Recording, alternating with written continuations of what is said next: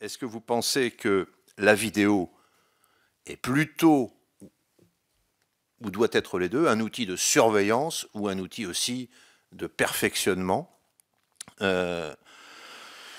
Est-ce qu'elle doit être activée en permanence? Alors vous avez mis de côté, je le fais aussi, hein, à qui a accès aux images, quel traitement juridique, enfin, on sait que ça pose des problèmes particuliers. Qui a la main sur cette vidéo? Est-ce que c'est l'État? Est-ce que c'est le CHSCT? On a déjà évoqué tout ça.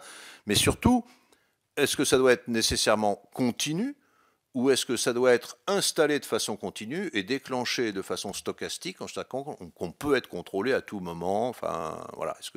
Parce que s'il faut regarder toutes les images tout le temps, c'est presque aussi prégnant en termes de personnel qu'un inspecteur ou qu'une personne qui serait là à permanence. Oui, oui, je reviens sur les propos de monsieur le rapporteur. Vous aviez parlé tout à l'heure de contrôle spécifique bien-être. Effectivement, ça n'existe pas. Il existe dans tous les laboratoires. C'est pardonné, c'est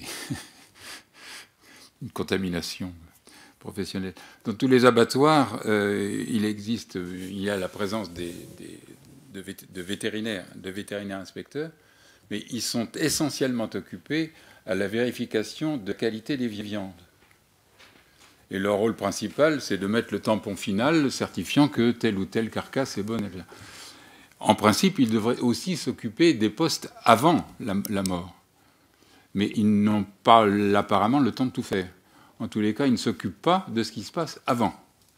Ils s'occupent de ce qui se passe après. Mais ça n'a plus rien à voir avec le bien-être animal. Et ça, le contrôle du bien-être animal, certainement, ne se fait pas suffisamment. Notamment dans ce que vous avez signalé, d'ailleurs, au niveau de la bouverie, où il y a là des animaux qui attendent, des animaux dont probablement beaucoup d'installations ne facilitent pas la fluidité de la marche. Les animaux, quand ils sont un peu empêchés, un peu gênés, ressentent automatiquement un stress. Et que le stress est d'autant plus important que l'animal est gêné. Et quand un animal est stressé, on va mal le conduire jusqu'à l'immobilisation.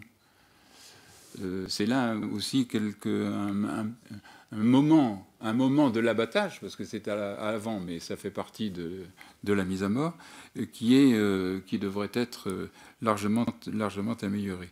Enfin, sur la vidéo, vous l'avez dit vous-même, mais je l'avais dit dans mon exposé, je vois dans la vidéo, moi, certes, une surveillance des actes, mais surtout l'utilisation après pour montrer ce qui est mal fait, comment on pourrait faire mieux, c'est-à-dire vraiment son rôle capital dans la formation, dans l'amélioration de la formation, même au niveau de la formation continue, la formation secondaire.